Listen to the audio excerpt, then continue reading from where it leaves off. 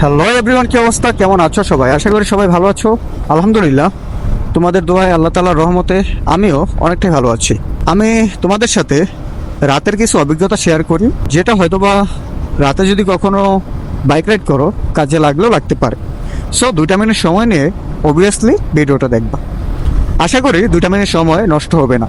প্রথমত ধরো, তুমি যখন বাইক রাইড করবা রাতের বেলা, তোমার মাথার মধ্যে একটা জিনিস ঢুকাই নিবা, তখন মনুষ্যত্ব কাজ করা যাবে না। মনুষ্যত্ব মাথা থেকে ঝেড়ে ফেলতে হবে। যেমন ধরো, রাস্তায় কেউ বিপদে পড়ে গেছে, আচমকা তুমি দাঁড়িয়ে যাবা, অচেনা একটা প্লেস, ভুলেও করবা না এই কাজটা। কেউ তোমার কাছ থেকে লিফট চাচ্ছে, ভুলেও হেল্প করার দরকার নাই।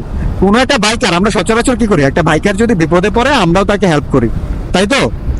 কিন্তু রাতের বেলা যখন রাইড করবা হাইওয়ে কিংবা মহাসড়কে কিংবা নির্জন কোনো জায়গা, যদি দেখো ফেলে নিয়ে যাচ্ছে অথবা বাইকটা নষ্ট হয়ে গেছে কিংবা মেরামত করার চেষ্টা করতেছে, দেখে বুঝতেছো যে সে বিপদে পড়েছে, তুমি হয়তোবা তোমাকে সিগন্যাল দিয়েছে, বলেও থামবা না, অথবা তোমার মনে হচ্ছে যে তুমি তাকে হেল্প করো, এটাও কখনো ভুলেও করবা না। কারণ কি, আমি বলি তোমাকে, বেশ কিছু চক্র রয়েছে রাতের বেলা হাইওয়েতে এই কাজগুলো করে ছিনতাই করার জন্য, ব্লা ব্লা আরো অনেক কিছু।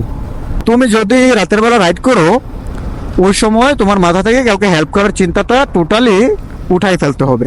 ধরো কেউ তোমাকে রাস্তা আটকাচ্ছে, তুমি বাইক স্লো করে দিলা, বলেও এটা করবা না, মাইন্ডে এটা খেলে নিবা, তুমি একদম তাকে তার উপর দিয়ে চালিয়ে দিবা।